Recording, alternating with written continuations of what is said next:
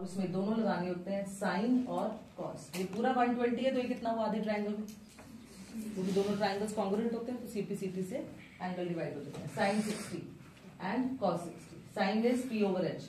60 का परपेंडिकुलर कौन सा है, बीडी, और हाइपोटेन्यूज कौन सा है, ओबी। करेक्ट। रेडियस आपको कितना दिया हुआ है, 12। अच्छा, कॉस 60 बेस, 60 का बेस कितना है, ओडी, हाइपोटेन्यूज कितना है, OB. Sine 60 is what, √3/2। BD, BD OB, OB is what, 12। cos 60 is half, OD, OB. √3/2 into 12 is equal to BD. 6√3. BD is 6√3. Half into 12 is equal to OD. 6. OD is equal to 6. जब BD 6√3 है तो AB कितना है, double. YAB is twice. YAB is twice of 6√3. You have to write this result. Mention करना होगा, मेरे पास जगह नहीं है. Again you have to write. A line from the center, perpendicular to the chord, 12√3. So AB is 12√3 and base is AB. Altitude is OD. OD is 6. 2 6. 120.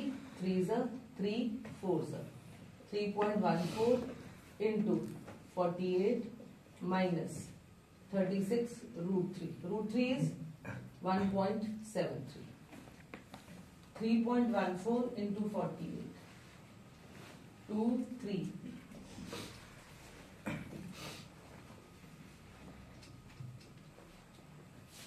150.72 minus 1.73 into 36.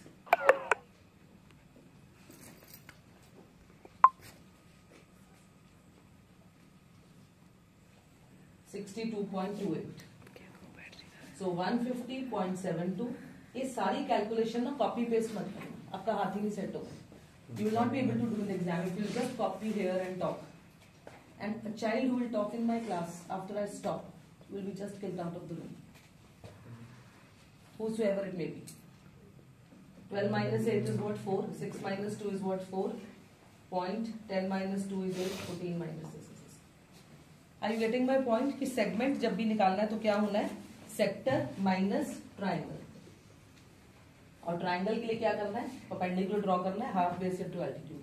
हाँ, अगर ये 90 है तो आप बेस इसे लेंगे और एल्टीट्यूड इसे लेंगे, फिर आप इंटायर एल्टीट्यूड नहीं लिख सकते. सेंट्रल एंगल 90 भी आ सकता है, वो सबसे इजी सिचुएशन होती है हैंडल करना. Am I clear to everyone? इसके बाद भी आप रुकेंगे नहीं. 7 तक मैंने कर दिया. 8 देखिए, एक हॉर्स जो है वो टाइड है एक स्क्वायर कॉर्नर से, ग्रास फील्ड से, जिसकी साइड कितनी है 15 और रोप कितनी है 5. ठीक है जी. Find the area of the part. किस पार्ट पे, जब यहाँ एक स्क्वायर है और उसकी पूरे स्क्वायर की साइड 15 है बट जिस रोप से वो टाइड है वो 5 है, तो वो क्या कवर करेगा, सेक्टर. सेक्टर का फॉर्म, यही सेक्टर की पोजीशन है. देखो सेक्टर है, सेक्टर का सेंट्रल एंगल कितना होगा, ये एंगल कितना हो जाएगा 90. स्क्वायर आएगा तो 90, रेक्टेंगल आएगा तो भी 90, इक्विलेटरल ट्रायंगल पे बंधा होगा तो थीटा कितना होगा 60. ये सब डिसीजन आपको खुद ही फिगर के अकॉर्डिंग लेने पड़ेंगे. तो जो हॉर्स बंधा हुआ है उसका फॉर्मूला क्या हुआ, pi r square theta. Area over which the horse can graze, that would be pi r square theta over 360. Pi की वैल्यू कुछ नहीं दिया हुआ, हाँ दिया नीचे यहाँ 3.14 लीजिए. रेडियस कितना है 5. स्क्वायर की साइड का इसमें कोई काम नहीं है, उन्होंने सिर्फ पूछा है कि हॉर्स कितने एरिया में. तो हॉर्स पूरे फील्ड तक और स्क्वायर तक थोड़ी चला जाएगा. हॉर्स की तो जहां तक रस्सी है, जहां तक वो रोप से टाइड है वहीं तक जाएगा, 5 मीटर तक ही जाएगा. क्लियर? तो pi r 5, pi 3.14, radius 5, theta 90 over 360. Why theta is 90, each angle of square is 90. फिर उन्होंने पूछा increase in the area of the grazing area of the rope. If the rope was 10 metre long, कितना area बढ़ गया. जैसे ये है, यहां पर हॉर्स बंधा हुआ 5 से, अब रोप हो गई 10, तो pi r square theta over 360. Radius अब क्या लेंगे 10. इंक्रीज इन एरिया मीन्स ये चाहिए फिर new area minus original area. Theta दोनों का 90, पहले वाले का रेडियस 5, दूसरे वाले का रेडियस 10. बड़े वाले सेक्टर में से छोटे वाला सेक्टर माइनस कर. Am I clear? Do these 8.